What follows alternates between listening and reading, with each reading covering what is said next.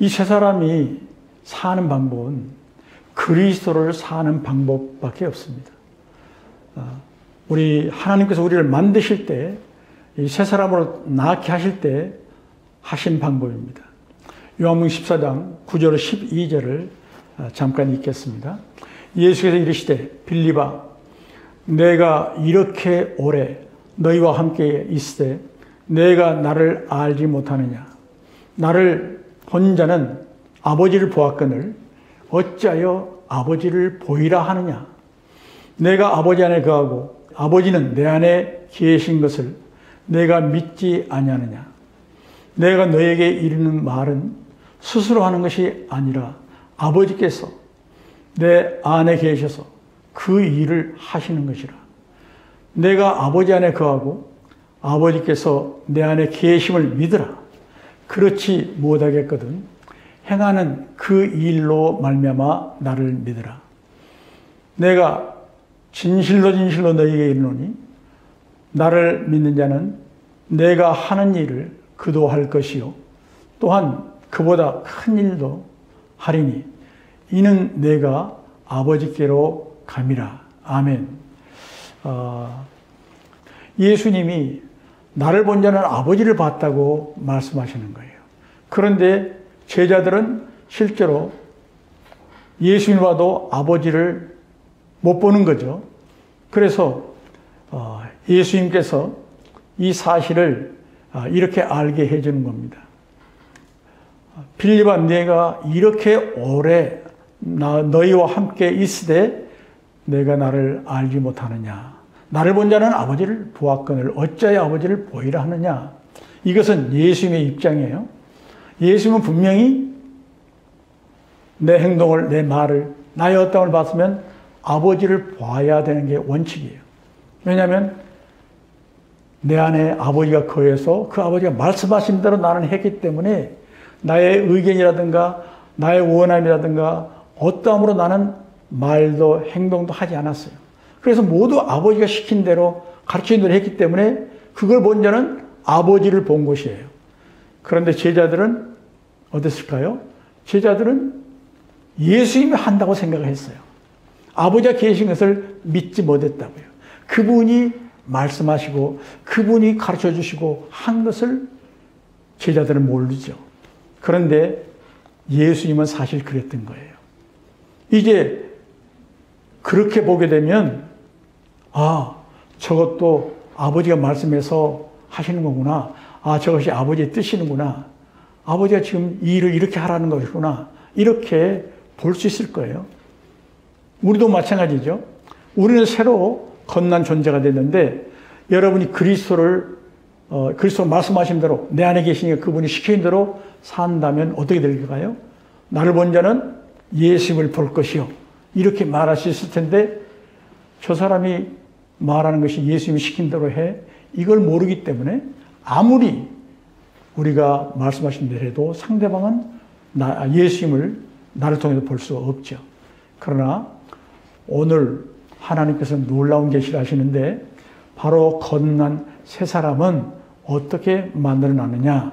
예수님처럼 똑같이 내 안에 아버지가 거하고 아버지가 내 안에서 말씀하시는 그런 방법으로 똑같이 하나님께서 하셔서 이제 내가 하는 것도 내가 해야 될 거야. 우리 12절 한번 보겠습니다. 내가 진실로 진실로 너에게 이르노니 나를 믿는 자는 내가 하는 일을 그도 할 것이요. 할렐루야. 놀라운 일이잖아요. 나를 믿는 자는 어떻게 돼요? 내가 하는 일을 그도 할 것이요. 믿는 사람 모두는 내가 하는 일을 똑같이 하게 될 것이다. 어떻게 해요? 내가 너희 안에서 내가 생각나게 하고 가르치고 인도해 줄 거다. 뭐든지 인도해 줄 거다. 너는 그대로 순종만 하게 되면 다른 사람이 너를 통해서 나를 볼 거다. 이것이 하나님이 우리에게 해놓으신 일이에요. 이것이 저와 여러분이 사는 방법이에요. 그러면 법으로는 어떤 법으로 사느냐? 바로 생명의 성령의 법으로 살도록 되어 있습니다. 생명의 성령의 법으로. 이 말씀은 로마서 8장 1절로 2절에 이렇게 말씀하고 계십니다. 그러므로 이제 그리스도 예수 안에 있는 자에게는 결코 정죄함이 없나니. 왜 이렇게 살아야 되느냐? 예수 안에 있는 자에게는 결코 정죄함이 없어요. 왜냐하면 하나님의 생명으로 죄를 지을 수 없는 생명으로 태어나기 때문에 결코 정죄함이 없는 이유는 예수 그리스도 안에 있는 생명의 성령의 법이 죄와 사함의 법에서 완전히 해방시켜버렸기 때문입니다. 얼마나 놀라운 일이에요. 우리가 옛날에는 죄와 사함의 법으로 살았기 때문에 언제라도 정죄받을 수밖에 없었는데 이제는 죄를 지을 수 없는 생명에다가 생명의 성령법으로 살기 때문에 우리는 결코 정죄함을 받지 않고 이제는 정말 하나님이 원하신 대로 하나님의 생명의 법을 살 수 있는 존재가 됐습니다. 자세한 것은 그리스도인이 어떻게 살아야 되는가 하는 강의한 건데 자세히 말씀드리도록 하겠습니다. 이렇게 살면은 그리스도를 살게 되면 생명의 성령법으로 살게 되면 로마서 8장 4절에 그 결과를 말씀해 주고 계시죠. 한번 같이 읽겠습니다. 영을 따라 행하는 우리에게, 영을 따라 행하는 사는 우리에게 율법의 요구가 이루어지게 하려 하심이라. 아멘. 영을 따라 생명의 성령법으로 살게 되면 율법이 하나님이 요구하시는 모든 것들을 다 이루어지게 하려 하십니다. 이루어질 수 있다는 거예요. 완전히 이룰 수 있다는 것입니다. 우리는 영을 따라 살면 되게 이제는 태어났다는 겁니다. 우리는 그렇게 살면 됩니다. 다른 방법은 없습니다. 예수님이 새 사람의 주인이고 나는 그리스도를 말씀하시면 순종하는 종으로서의 오는 삶을 살아야 합니다. 옛사람은 내가 주인이었죠. 옛사람은 나의 원함과 나의 옳은 소견대로 사는 그런 존재였어요. 우리 사사기 21장 25절만 한번 읽도록 하겠습니다. 그때 이스라엘 왕이 없으므로 사람이 각기 자기의 소견에 옳은 대로 행하였더라. 자기들을 인도해 주는 왕이 없으므로 자기 옳은 소견대로 살았습니다. 자기 소견에 옳은 대로 내 생각할 때는 이것이 옳아. 이렇게 하면 좋겠어. 이렇게 하면 성공할 거야. 하는 그런 대로 살았어요. 이것이 옛사람의 삶입니다. 지금도 여러분이 그렇게 살고 계신다면 옛사람을 사는 겁니다. 새사람은 아닙니다. 새사람은 아닙니다. 주님이 말씀하시는 대로 그리스도를 살아야만 합니다. 이제 겉난 새사람의 존재는 그리스도의 몸 안에 지체로서만 산다. 벗어날 수 없다. 다시 한번 강조하고 싶고요. 그 이유는 고린도서 12장 12절 보겠습니다. 몸은 하나인데 많은 지체가 있고 몸의 지체가 많으나 한 몸임과 같이 그리스도도 그러하니라. 할렐루야. 이 말씀 아시겠죠? 몸은 하나예요. 근데 많은 지체가 있고 몸의 지체가 많으나 한 몸임과 같이 그리스도도 그러하니라. 우리가 바로 그리스도의 몸을 우리가 조성하는 겁니다. 13절에 보니까 우리가 유대인이나 헬라인이나 종이나 자유자나 다 한 성령으로 침례를 받아 한 몸이 되었고 또 다 한 성령을 마시게 하셨느니라. 할렐루야. 바로 이렇게 우리는 동일하게 이렇게 된 겁니다. 자, 우리 좀 더 넘어가서 24절 한번 볼까요? 24절. 우리의 아름다운 지체는 그럴 필요가 없느니라. 오직 하나님이 몸을 고르게 하여 부족한 지체에게 귀중함을 더하사. 이 교회 안에는 연약하거나 뭐 덜하거나 뭐 그럴 사람은 있겠지만은 사실은 그렇게 하나님은 보지 않고 하시잖아요. 이 부족한 것은 하나님이 또 다른 지체에게 채우고야 하고 또 연약한 자는 더 귀중하게 어떤 것을 해서 하나님은 모두가 다 필요한 존재요. 모두가 다 건강하게 자랄 수 있도록 이 몸의 모든 것들을 보완하는 그런 부분으로 하나님이 몸의 지체들을 만드셨다는 거예요. 15절 보니까 그래서 몸 가운데서 분쟁이 없고 오직 여러 지체가 서로 같이 돌보게 하셨느니라. 할렐루야. 교회 안에 믿음이 좋고 나쁘고 또 이제 새로 들어왔고 성도가 오래됐고 그런 거 아무 관계없이 우리에게 모두 한 지체로 주신 것은 서로 사랑하고 돌보고 모두 불편함이 없고 끝까지 서로 사랑하는. 자, 우리가 요즘에 암이 굉장히 이슈가 되고 있고 암병을 두려워하고 있죠. 어떻게 해서 암세포가 되는 겁니까? 이 세포들이 하나님 만드신 대로 자라지 않고 거슬려서 서로 분쟁함으로 암세포가 되는 거예요. 서로 돕지 못하고 사랑하지 못하고 자기를 주장하고 자기 어떠함을 할 때 암세포가 돼서 세포가 반역하는 거죠. 그런 것처럼 우리 몸은 그리스도의 몸은 그렇게 만들지 않았다는 얘기죠. 26절에 보니까 만일 한 지체가 고통을 받으면 모든 지체가 함께 고통을 받고 한 지체가 영광을 얻으면 모든 지체가 함께 즐거워하느니라. 27절 보니까요. 너희는 그리스도의 몸이요 지체의 각 부분이라. 아멘. 여기까지 우리가 지체를 보겠습니다. 그래서 하나님은 이렇게 우리를 새 사람으로 이런 존재로 만들어 놨다. 정말 얼마나 우리가 완전히 다른 옛사람과 새사람은 완전히 다른 존재로 하나님이 우리를 창조하셨다. 이 사실을 저와 여러분이 꼭 마음에 새기시고 이제 내가 이런 존재다. 내가 이런 존재이고 저 성도가 이런 존재이구나. 저 성도도 이런 존재이구나. 이렇게 서로 인식하면서 새 사람을 새롭게 보시기를 주님 축원합니다. 할렐루야. 연이어서 새 사람과 옛 사람의 구분에 대해서 이렇게 한번 구분해 드리겠습니다. 이것은 좀 우리가 옛 사람과 새 사람을 분별하기 위해서 하는 것이기 때문에 그런 목적을 가지고 여러분 좀 보시면 도움이 될 것 같습니다.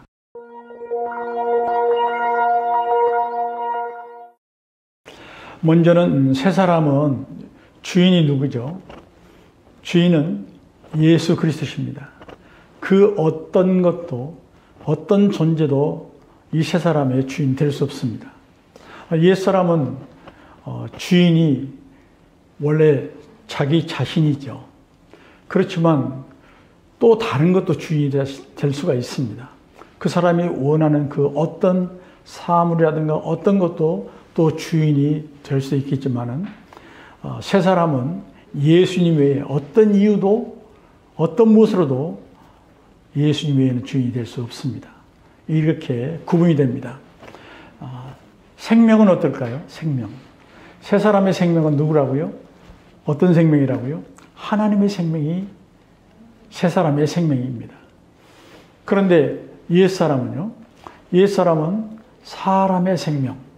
사람의 생명이 바로 이 옛 사람의 생명입니다. 그래서 이 생명의 차이가 엄청나게 차이가 납니다.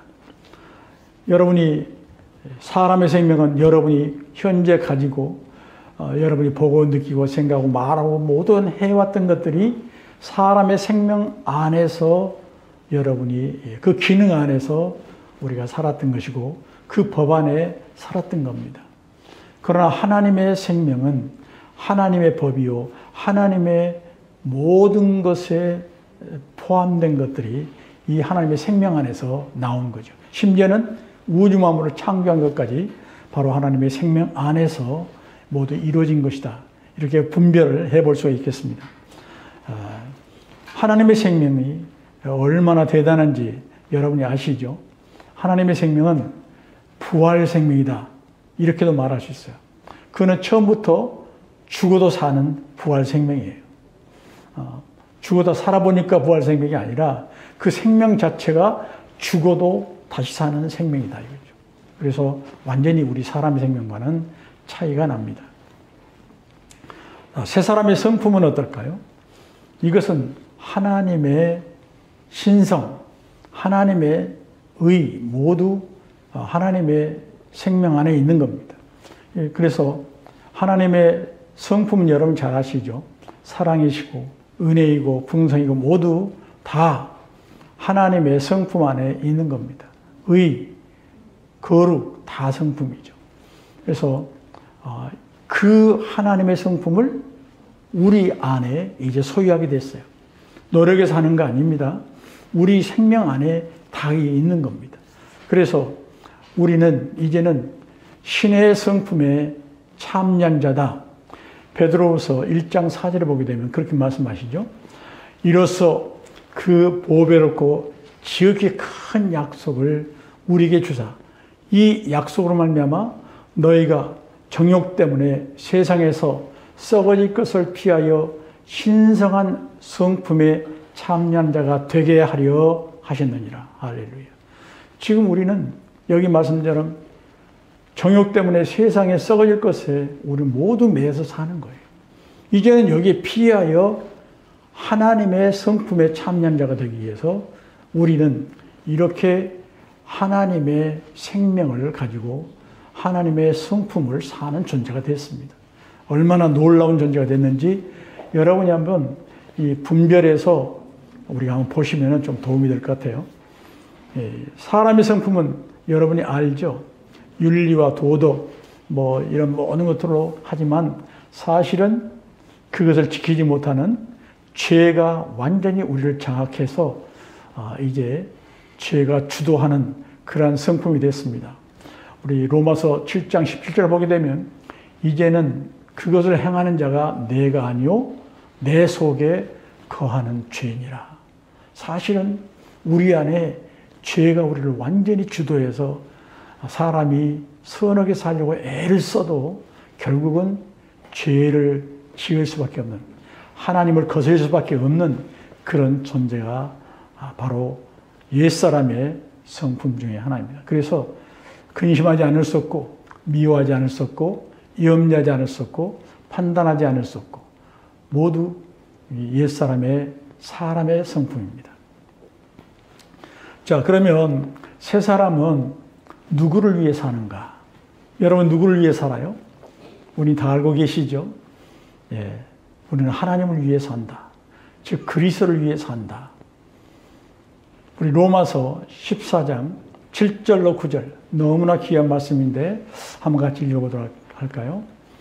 우리 중에 누구든지 자기를 위하여 사는 자가 없고, 여기 우리 중에 누구예요?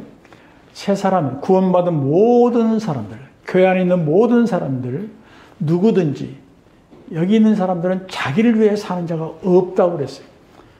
이게 정상입니다.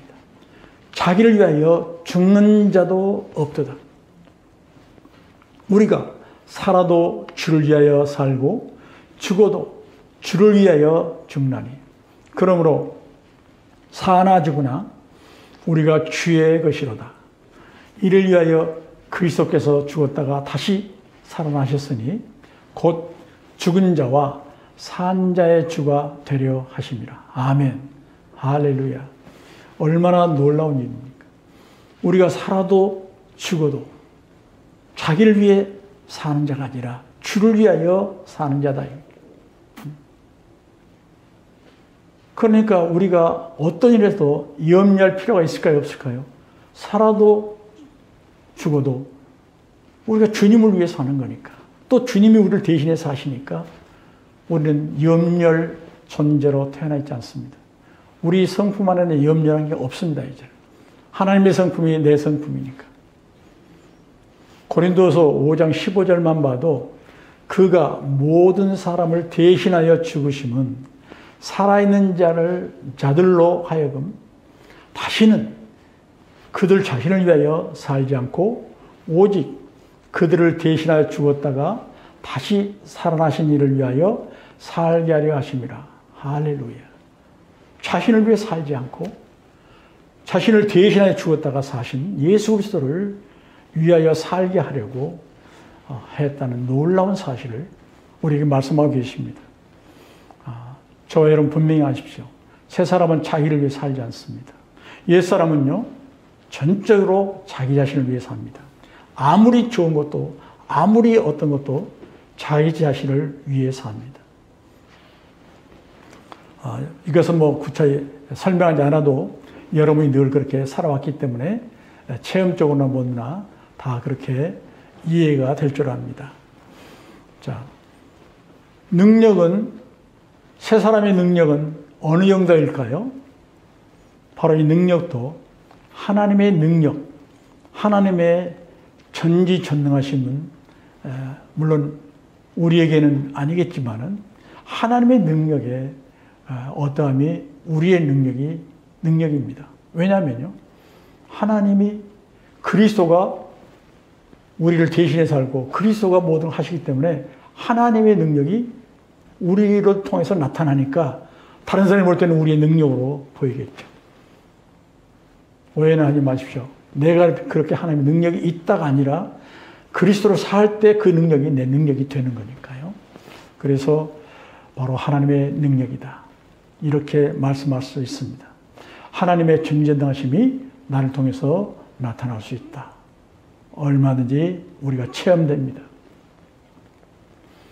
옛사람의 능력은 어떨까요? 옛사람은 배우고 내가 훈련된 것, 이 정도가 우리가 제한적이죠. 이 정도가 우리를 통해 나타나죠.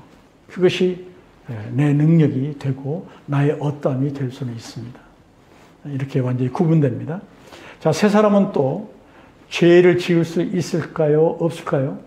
제가 말씀드렸습니다. 죄를 지을 수가 없습니다. 이 성경은 너무나도 우리가 알아야 되고 귀하기 때문에 다시 읽겠습니다. 요한에서 3장 9절입니다. 하나님께로부터 난 자마다 죄를 짓지 아니하나니 이는 하나님의 씨가 그의 속에 거하며 그도 범죄하지 못하는 것은 하나님께로부터 났습니다. 할렐루야. 저는 하나님께로부터 났다는 말이 얼마나 은혜가 되는지 몰라요. 나는 너무 감격스럽고 내가 하나님께로부터 났다. 하나님이 나를 낳으셨다.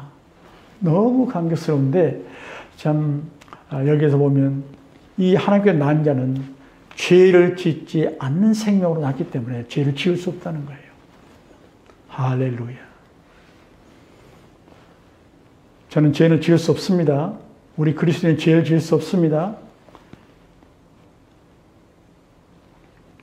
또 옛사람은 어떨까요? 죄를 지을 수 있나요? 없나요? 죄를 안 지을 수 없습니다. 이것이 옛사람입니다. 우리 예레미야 17장 9절 보니까요. 만물보다 거짓되고 심히 부패한 것은 마음이라 누가 능히 이를 알려마는. 우리 속에 모두 생명으로 존재해 있는 모든 것들이 심히 부패했다 이거죠. 누구와도 비교할 수 없는 심히 부패한 것이에요. 참 너무나도 우리가 새 사람으로 태어난 것이 얼마나 다르고 얼마나 대단한지 저와 여러분이 다시 한번 보시면서 우리가 감격해 하시기를 정말 원합니다. 이 새 사람의 꿈과 소망은 어디에 있을까요? 이 땅에 있을까요? 하나님 나라에 있을까요? 우리의 꿈과 소망은 이 땅에 있지 않습니다. 하나님 나라에 있습니다. 우리 골로새 3장 1절로 2절 보게 되면 그러므로 너희가 그리스도와 함께 다시 살리심을 받았으면 위의 것을 찾으라. 거기는 그리스도께서 하나님의 우편에 앉아 계시느니라. 위의 것을 생각하고 땅의 것을 생각하지 말라. 할렐루야. 저와 여러분이 분명히 구원받았습니까? 그렇다면 절대로 우리는 위의 것을 생각해야지 땅의 것에 마음을 두어서는 안 되고 사랑해서는 안 됩니다. 우리의 꿈과 소망이 어디에 둬야 된다고요? 하나님 나라에 둬야 됩니다. 이 땅의 것이 절대 아닙니다. 반대로 옛사람은 꿈과 소망이 어디에 있어요? 아무리 우리가 성숙하고 대단히 우리가 많은 지식을 받고 성장했어도 그 꿈과 소망은 하늘의 것이 못 됩니다. 옛사람은 세상 것이 될 수밖에 없어요. 그래서 이렇게 구분된다는 사실을 다시 한번 말씀드리고 싶습니다. 이 세 사람의 수명은 그러면 얼마나 될까? 영원입니다. 영원히 그야말로.